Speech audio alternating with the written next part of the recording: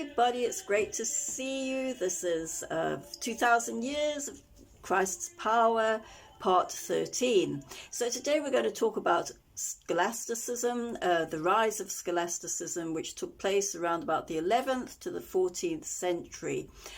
Scholasticism wasn't something new, though, in those centuries. It had actually emerged with the reign of Charlemagne. Back in 800, he was a man of great passion to learn, and he actually extended his great passion to his whole realm where he was reigning.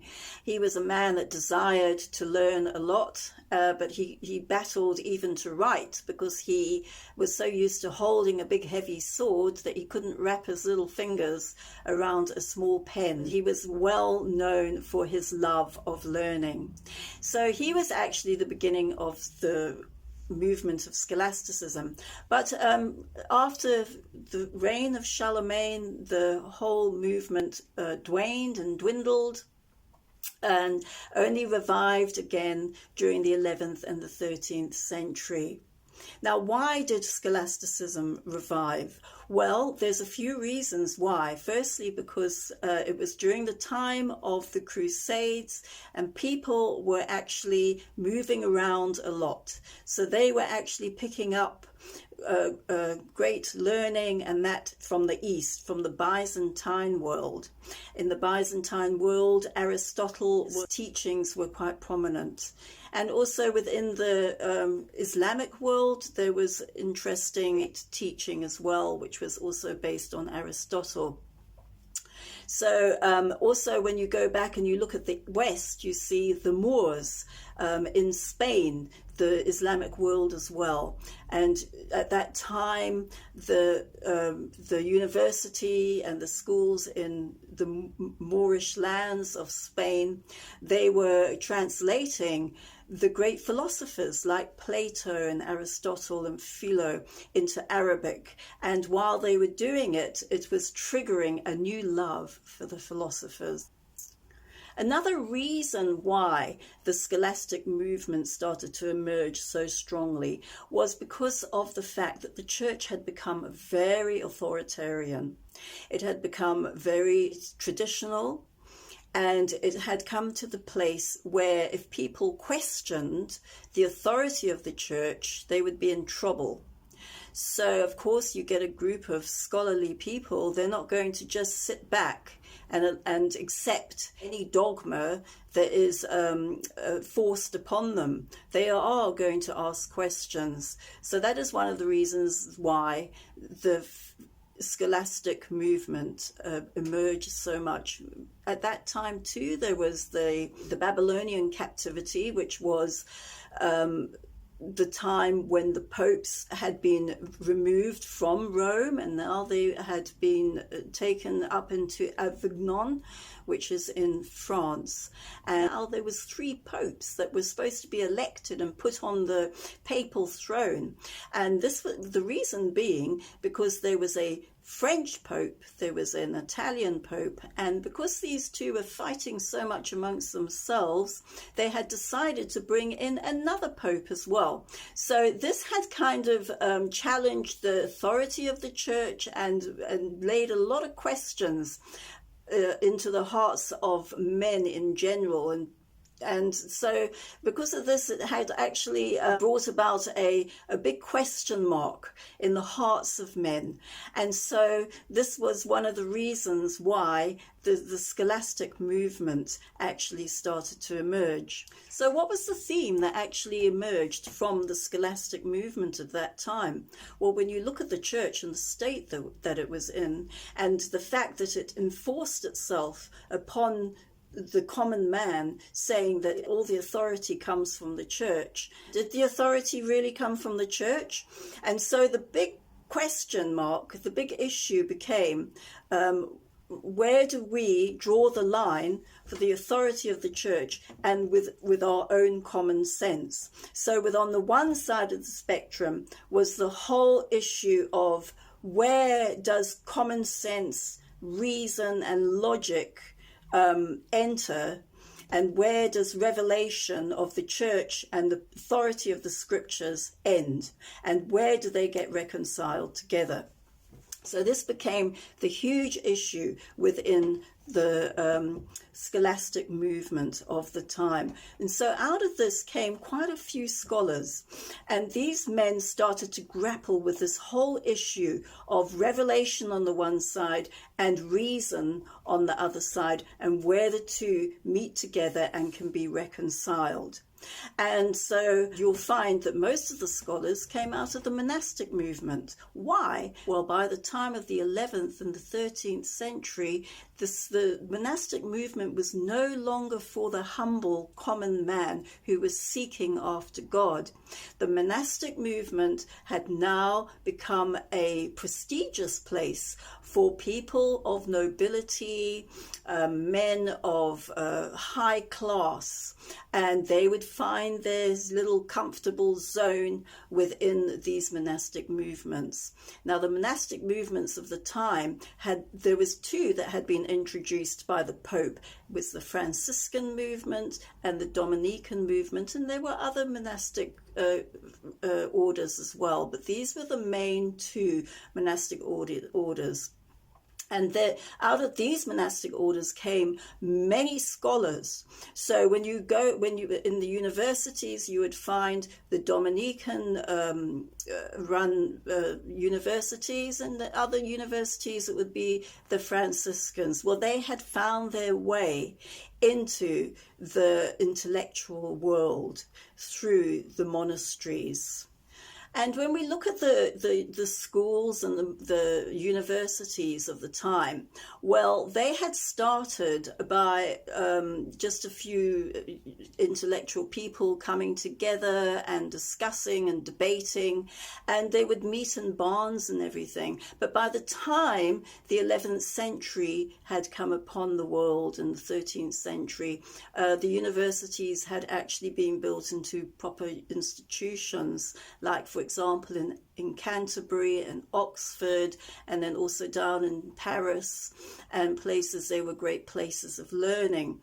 And then we must remember also that there was the universities and the schools in Spain, where during the time when there was not much intellectual stimulation going on, the scholars would actually find their way to Spain and to the Islamic world.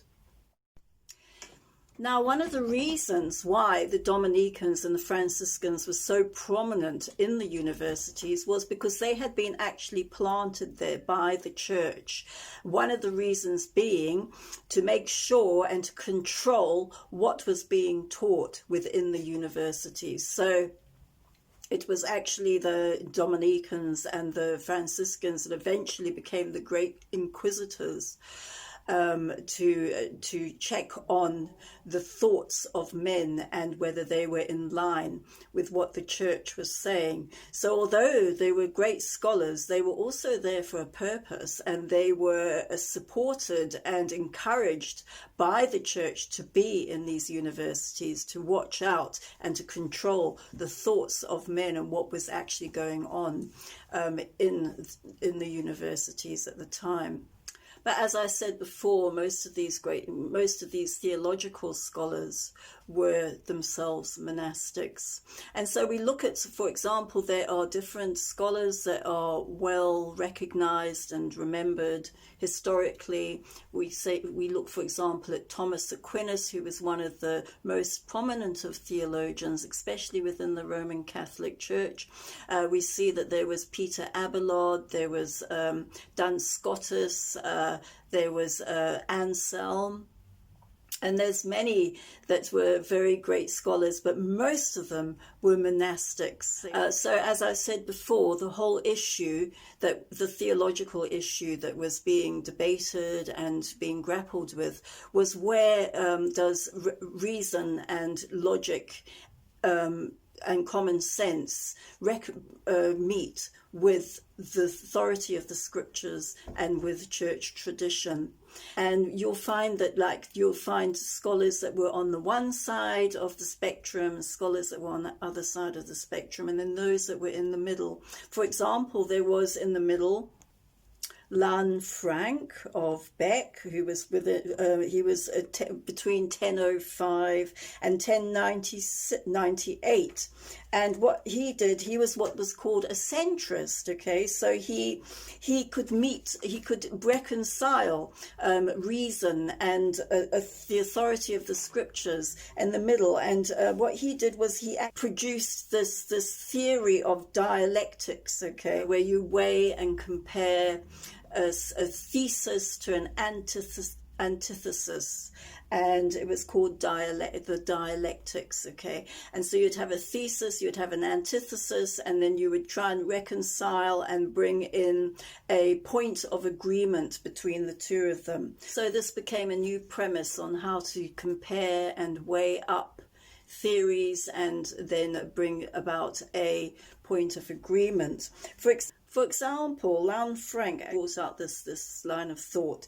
He said that if our minds cannot grasp something, okay, to do with the scriptures, if we cannot work it out reasonably, if we cannot work it out logically, then what we need to do is then resort totally to the authority of the scriptures.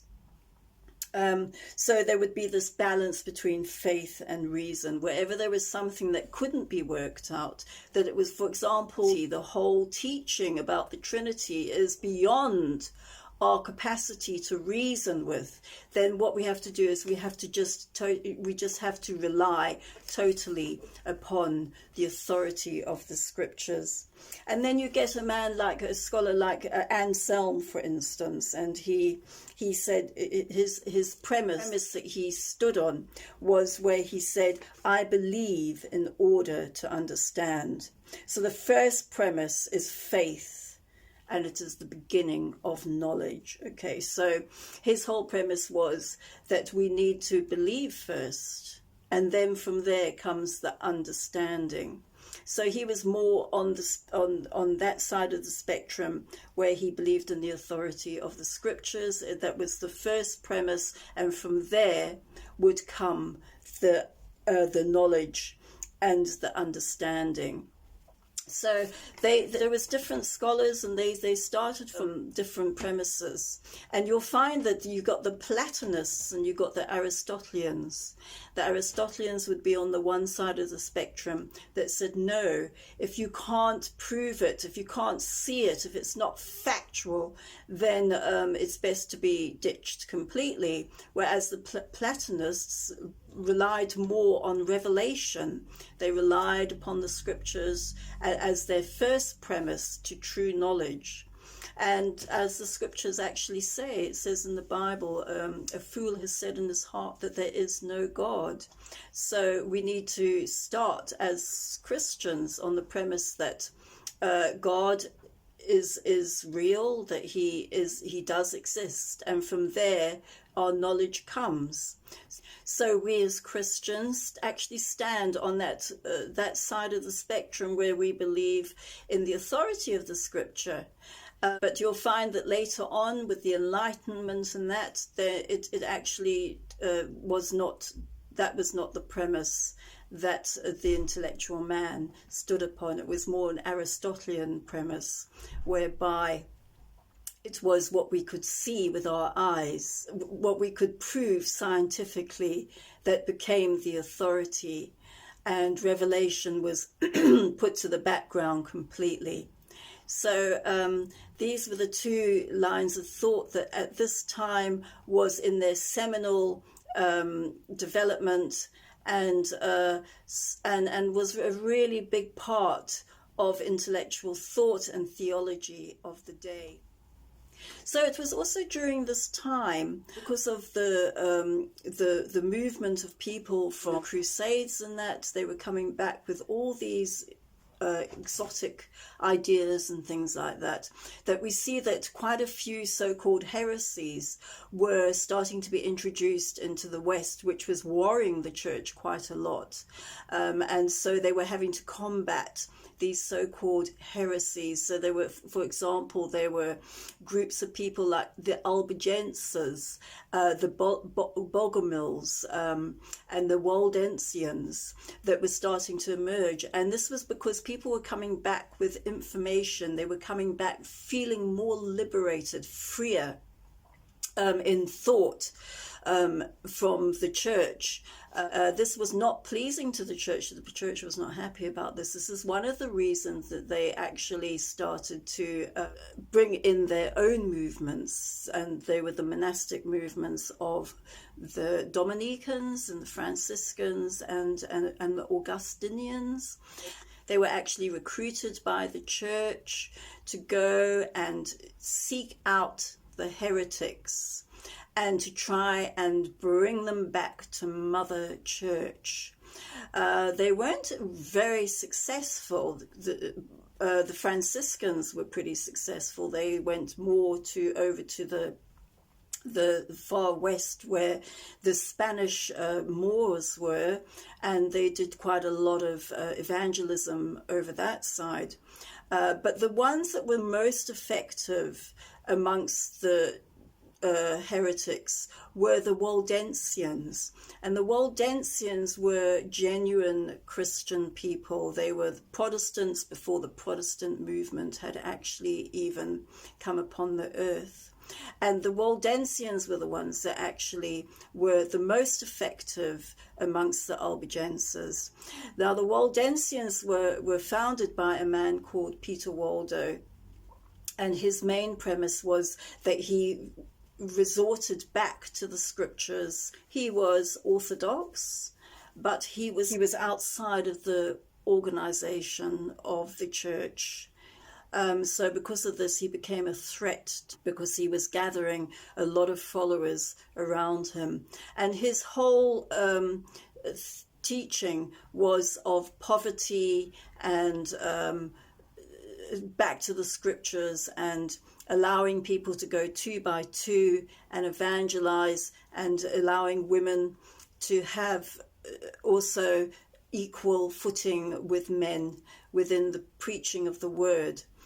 So the Waldensians were introduced around about 1173, and they were the most effective evangelists. Now the Albigenses on the other side, they were not orthodox in their teachings. They were more Gnostic in their ideas. They were not orthodox Christians. So they believed in the perfect elect, the perfect elite. So their main emphasis was on perfection, that their followers in the Albigensian movement must be perfect in all their ways.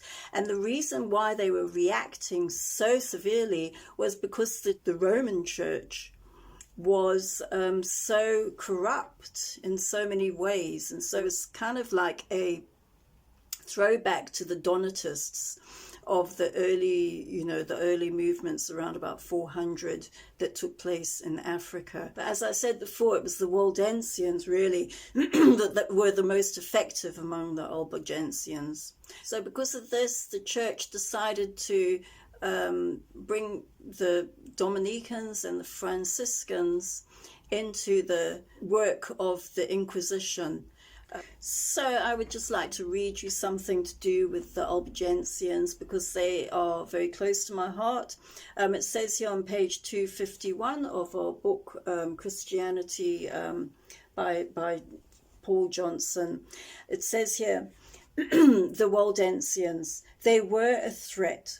As Walter Matt put it, when he saw some in Rome in 1179, this is what he said.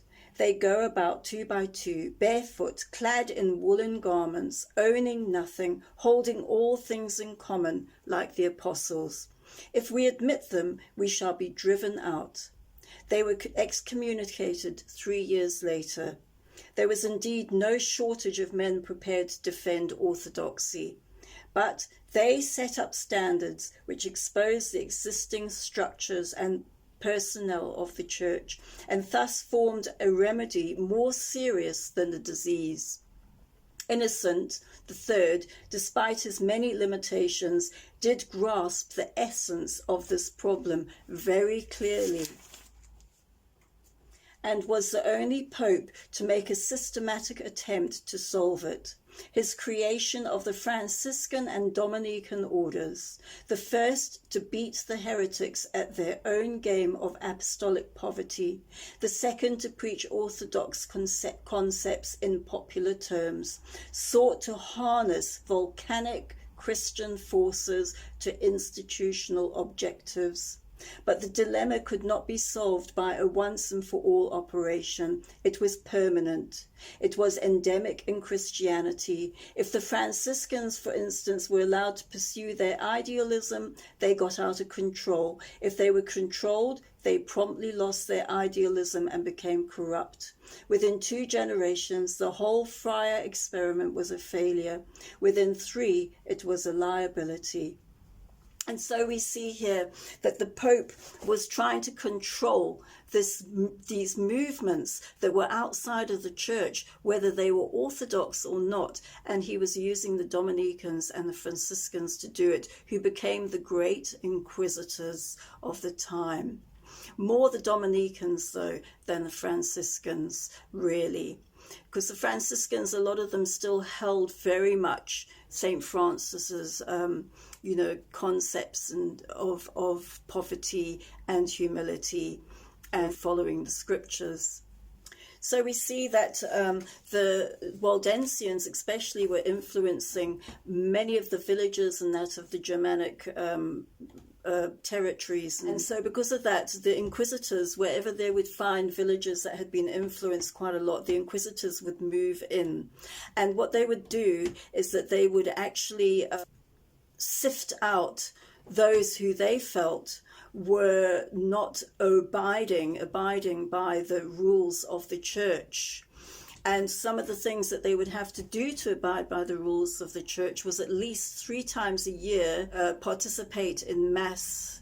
By the time a person was 14 years old, that person would have to start participating in the Mass and showing themselves as present to the church, and that they were participating avidly in the work of the church. Now, if they did find, if a heretic was found, they would be handed over to the civil authorities for disciplining. And then eventually, by 1180 and 1230, legislation had been codified and brought into being against heresy, which was culminating in the permanent tribunal staffed by the Dominican friars. Okay, so this was introduced by Innocent III, and he started to introduce all these ways of, keeping the populations in control. So the civil powers were actually given the authority to burn people at the stake if they found them to be heresies. The civil officers had to comply. They themselves would be seen as heretics too. So there was that fear that they themselves would actually be alleged as a heretic. Now we see that heretics eventually, when they were eventually killed, they would then be, they wouldn't even be able to have a Christian burial or anything. They would just be thrown into the sewers and their houses would be burned. So they would be completely cast out as anathema from the church. The thought crimes, they even had the thought crimes, and that were exposed by the informers. If any area was infected by heresy, then the system would move in. The inquisitional system would move in. From 14, all were required to take public oaths every 2 years to denounce heretics. Now, failure to confess or receive communion would then result in suspicion, and possession of the scriptures in any language was forbidden. Torture was not regular until the 13th century. And so this was the world that John Wycliffe entered, okay? So we see John Wycliffe, who was born in 1313, and he lived until 1384. he was relying less and less on the theological system of the medieval world. He was born into this. He was quite a pessimist in many ways, and the reason being because by that time, there was the plague was actually spreading throughout the world. This was because of the Silk roads that had been established from the Far East coming through into the West. And so, the plague was happening all over Europe at that time. And there was also a famine that was in northwest Europe as well. And there was a 100-year war that was taking place between France and Britain as well at the time, as well as the whole controversies and all the conflict that was going on in the church with the three popes that were saying that they should be on the papal throne. So this was all taking place at the same time. So John Wycliffe, he was a scholar, which we will talk about next week. So I'll just leave you here at this time, and hopefully this has been quite helpful. Okay.